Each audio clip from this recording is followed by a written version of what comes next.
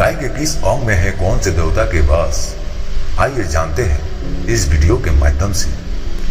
कहते हैं कि जो मनुष्य प्राप्त स्नान करके गो स्पर्श करता है वह पापों से मुक्त हो जाता है। संसार के सबसे प्राचीन ग्रंथ वेद है और वेदों में भी गाय की महत्व और उसके अंग पतंग में भी दिव्य सत्य होने का वर्णन मिलता है। गाय के गोबर में लक्ष्मी, गौमूत्रों में भवानी, चरणों के अग्रभाग में आकाशचारी देवता, रंभाने की आवाज में प्रजापति और थनों में समुद्र प्रतिष्ठित है। मान्यता है कि गो के पैरों में लगी हुई मिट्टी का तिलक करने से तीर्थ स्नान का पुण्य मिलता है।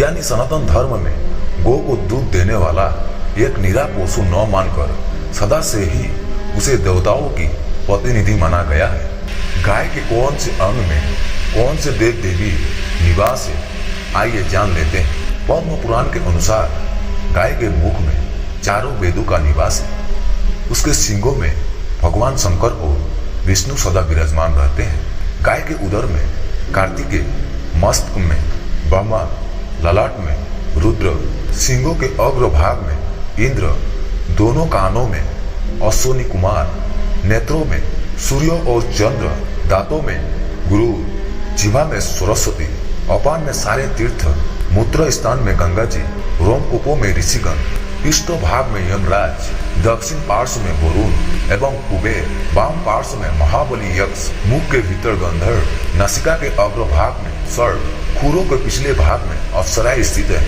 भविष्य पुराण, स्कंद पुराण, ब्रह्मांड पुराण, महाभारत में भी गो के अंग प्रत्यंग में देवी देवताओं की स्थिति का विचित्र वर्णन प्राप्त होता है। गायों का समूह जहाँ बैठकर आराम से सांस लेता है उस स्थान की न केवल शोभा बढ़ती है बल्कि वहाँ का सारा पाप नष्ट हो जाता है। तीर्थों में स्नान दान करने से, ब्राह्मणों को भोजन कराने से, व्रत उपवास और जप तप हवन यज्ञ करने से जो पुण्य मिलता है वही पुण्य गो को चारा या हरी घास खिलाने से प्राप्त हो जाता है। गो सेवा से दुख दुर्भाग्य दूर होता है और घर में सुख समृद्धि आती है।